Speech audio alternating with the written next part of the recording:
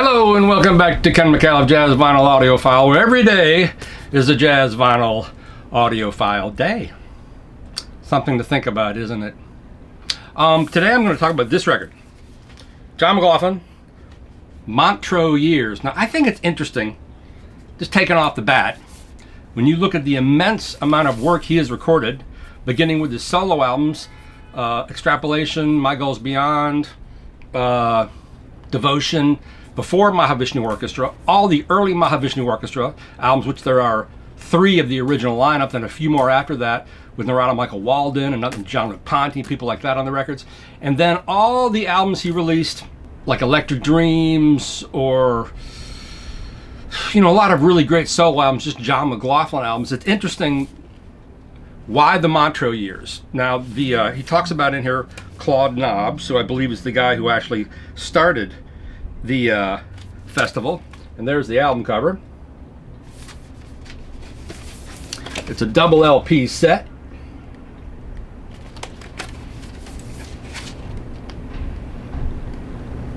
So, but why the Montreux Years? There's no really answer for that in the press release or in the album. But granted, this is, you know, I guess you could say the scene of many of his greatest successes, and I think he just loved going to Montreux. He talks about what a welcoming atmosphere it was, and Claude Nobbs cooked for everybody. But this centers on those years, and as such, really just a few different bands. The recording quality on these records goes from okay to great, and that's the same thing with the actual performances on here. They go from okay to great. Now, the earliest side A is with John McLaughlin and I guess the last incarnation of the Mahavishnu Orchestra in 1984, and McLaughlin with the One Truth Band. That first lineup on the first side A, the music is not that well recorded, and it's not that exciting. It's kind of lackluster. It's interesting if you trace the evolution of John McLaughlin's guitar work. On his very earliest records, I guess you could say he's searching to find a sound. I think he even plays a lot of acoustic guitar on those first 3 records. I think someone will correct me. Then, of course, he went on to play on Bitches Brew and In a Silent Way, and many of the Miles Davis compilation records, like Big Fun and Circling the Round. He's also on You're Under Arrest. But it's really with those early Mahavishnu records that he has such a revolutionary sound, which people either love or hate. At least that's my experience. You know, it's a heavy metal sound is what it is. Now, I can attest, when I was a young kid, we put on Mahavishnu live in Central Park. We'd put it on 45 and smoke a ton of weed, and just the place would blow the walls down. You didn't need to really put it on 45.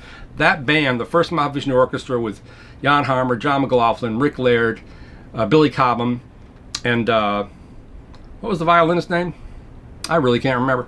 But they really were the sound of 5 guys playing as one. That music was so innovative. Nothing sounded like that. And even though Miles Davis is credited with creating fusion on Bitches Brew, it's really the first Mahavishnu album that is so radical and brought people like me, who were into prog rock, fully into jazz. And I'm sure I speak to, you know, millions of people who really went into jazz from those records, as well as the first Return to Forever and some Yerto records, Larry Coryell records, 11th House stuff. But for me, it was really the sound of that first band, because Billy Cobham was such an amazing innovator on the instrument, as was Jan Hammer. Jan Hammer really never gets his credit due for what he did on the monophonic synthesizer. I think he was the greatest of all the synth players. Chick Corea kind of came to it afterwards, and I don't think, even though he probably, you know, he played synth much longer than Jan Hammer did, he never really found a totally unique voice. Everything Chick Corea played is so him. Everything he plays sort of bends to his personality and his incredible talent. But Jan Hammer really made the synthesizer on the Mahavishnu albums really speak. And that's also true on the first Billy Cobham album. The 4s that he and guitarist Tommy Bolin take to this day are just astonishing. Spectrum is one of the great fusion albums of all time. But after the first couple Mahavishnu albums, then the third album, the Trident Sessions, it was only released a couple years ago, and then the Mahavishnu Orchestra albums after that, such as Apocalypse and Visions from the Emerald Beyond, his tone started to soften. And by the time you get to the all the various incarnations, The Heart of Things, One Truth Band, Free Spirits, his sound totally morphs and becomes much smoother and silkier up to the present day. So it was weird. Maybe he thought he needed a much heavier tone, early on to compete with all the volume. I've interviewed John McLaughlin before. He's an incredibly sweet, giving person. I mean, one of the great positive personalities in jazz, I think, not to mention all his work with Sri Chinmoy, I believe. But anyway, so side A is kind of a dud because the sound just isn't all that great. But some of the musicians on these recordings, like in the first band, the musicians include Bill Evans on saxophone, Mitch Foreman on keyboard, Danny Gottlieb on drums, and the great Jonas Hellborg on bass. Jonas used to live in my building. And his brother lived in this building as well, and unfortunately his brother died about right at the beginning of COVID. His brother passed away, which was really sad. But Jonas Hellborg, innovative bass player.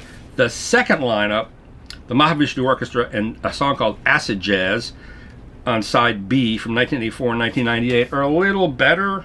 He's playing synclavier in spots. John McLaughlin in the heart of things, which includes Gary Thomas on tenor, the great Gary Thomas, Dennis Chambers, Joey DeFrancesco. Now this is when the album really starts to take off because it's a trio, I believe. Side 2 includes John McLaughlin and the Mahavishnu Orchestra live at Casino Montreux 1984, and John McLaughlin and the Heart of Things Band live at Auditorium Stravinsky 1998. This is the next incarnation of the Mahavishnu Orchestra Band with Bill Evans on soprano, followed by the Heart of Things. But things really, really start to take off with side C, or the second disc, where he's playing with Paco de Lucia on 2 tracks. Live at Casino Montreux 87 and live at Casino Montreux 1987 also. And it is just astounding, the interplay between these two guys. The recording is fantastic. And there's definitely flamenco, Indian styles, but they are just on fire. It's just so, the guitars have beautiful tone. They're both playing extremely fast. It's just revelatory music. It's very inspiring. Very spiritual music in a way. It's easy to forget these things, and McLaughlin has been so prolific for so many years. So side C is great, but the real meat where it really takes off is the last side, side D. John McLaughlin and the Free Spirits, John McLaughlin and the Fourth Dimension. Now the Free Spirits included Dennis Chambers, Joey DeFrancesco playing trio. I could hear a whole album of this. This is phenomenal. I mean, 3 guys at the height of their game. I mean, Joey DeFrancesco is always phenomenal. So all of side C is fantastic, as is all of side D with the Free Spirits again.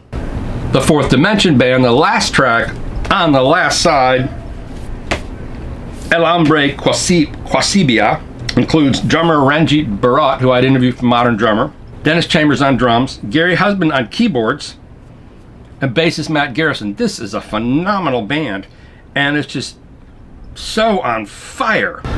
The last tune on the whole album, John McLaughlin and the Fourth Dimension, which includes Gary Husband on drums, Etienne Mappe on bass, and the last track is phenomenal. I'm sort of jumping around on here because the bands are all mixed up and the lyrics, the liner notes aren't that clear. But would I recommend you get this? I really think this is for John McLaughlin devotees. Now this is obviously the stuff he chose that he liked the best. As a fan, I can understand choosing the Montreux years. I wish they would follow this up with a collection of remastered tunes from the Trident sessions. If any album needs to be reissued, I mean, it has been reissued to some degree. The Birds of Fire, the second Mahavishnu album, which sounded better than the first Mahavishnu album, Inner Mounting Flame, which sounds like it was recorded in a concrete garage. The second album sounds a lot better, but they need to go on and remix and remaster that first album. It'd be nice to hear his favorite tunes from that period, and then more of the same, like a full live album from the trio with Free Spirits and the last tune here with the Fourth Dimension. So I actually think they could have done away with the first 2 tunes and given us more of the band that's on the last side. Anyway, thanks for watching. Bye.